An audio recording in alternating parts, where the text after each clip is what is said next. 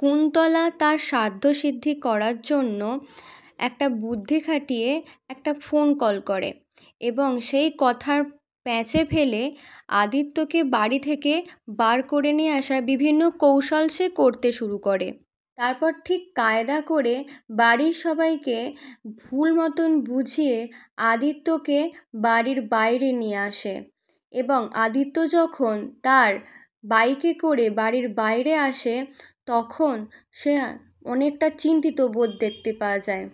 তারপর হঠাৎই পিছন থেকে একটা গাড়ি আসে এবং আদিত্যর সাথে অ্যাক্সিডেন্ট হয়ে যায়।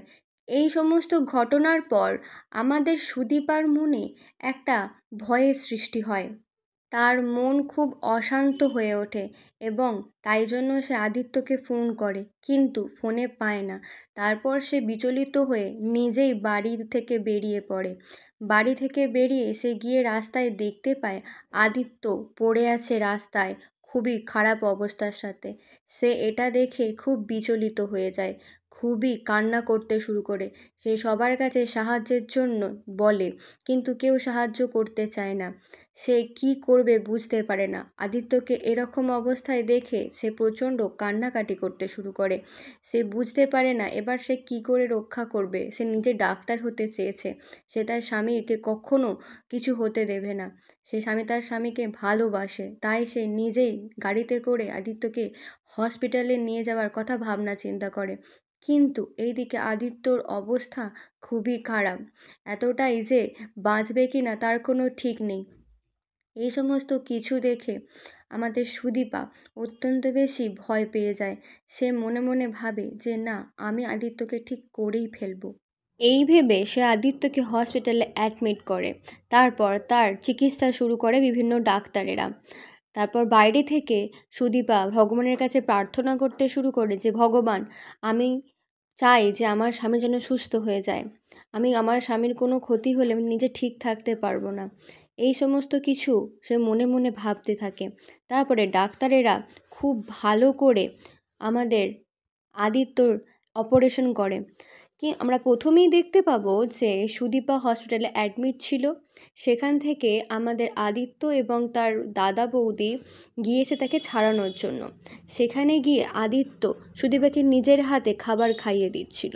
তারপর আদিত্য প্রচণ্ড রেগে যায় সুদীপার ডক্টরকে দেখে, কারণ ওই ডক্টর সুদীপার সমস্ত জায়গায় নিজে নিজে চলে যায়। আর এই জিনিসটা আদিত্য কোনোভাবেই পছন্দ করে না।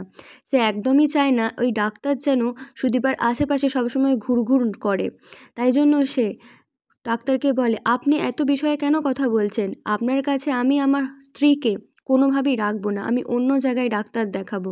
এই বলে সুদীপাকে নিয়ে চলে আসে বাড়িতে এসে সবাই বলে, তুমি ওকে এখানে নিয়ে চলে এসেছো কেন? ওর তো শরীরটা খারাপ। বড় মা বলে, তুমি এটাকে কিভাবে মেনে নিতে পারো? ওর এখন অসুস্থ অবস্থা, ও কী করে এখন বাড়িতে ঠিক থাকবে? ও তো হসপিটালে রেস্ট নেওয়া উচিত।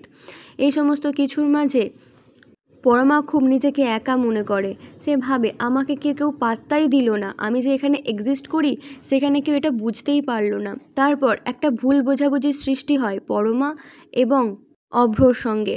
সেখানে পরমাকে ভুল বোঝে অভ্র। তারপরে এই সমস্ত ভুল বোঝাবুঝি বাড়তেই থাকে। এই ভুল বোঝাবুঝির মোড়টা গিয়ে পৌঁছায় সুদীপা এবং পরমার মধ্যে। তারপরে আমরা দেখতে পাই সুদীপা এবং আদিত্যর কিছু ঘনিষ্ঠ মুহূর্ত। সেখানে দেখতে পাবো একে অপরের কাছে ভালোবাসা প্রকাশ করতে চেয়েও তারা কোনোভাবেই করতে পারছে না, লজ্জা পাচ্ছে। তারপরে হঠাৎই আমাদের আদিত্য একটু বেশি রোম্যান্টিক হয়ে যায়। তারপর একে অপরের একটা সুন্দর মুহূর্ত পিছন থেকে দেখে ফেলে বড় মা সেটা দেখে বলে, আমাদের বাড়িতে কি মান সম্মান তোমাদের সব চলে গেছে? লজ্জা কি নেই তোমাদের? এদিকে বলো, তোমরা নাকি নিজের ইচ্ছায় বিয়ে করোনি। যখন নিজের ইচ্ছায় বিয়ে করোনি তাহলে এত কিছু কি করে হতে পারে? সবার সামনে এই সমস্ত কাজকর্ম করতে তোমাদের লজ্জা করে না?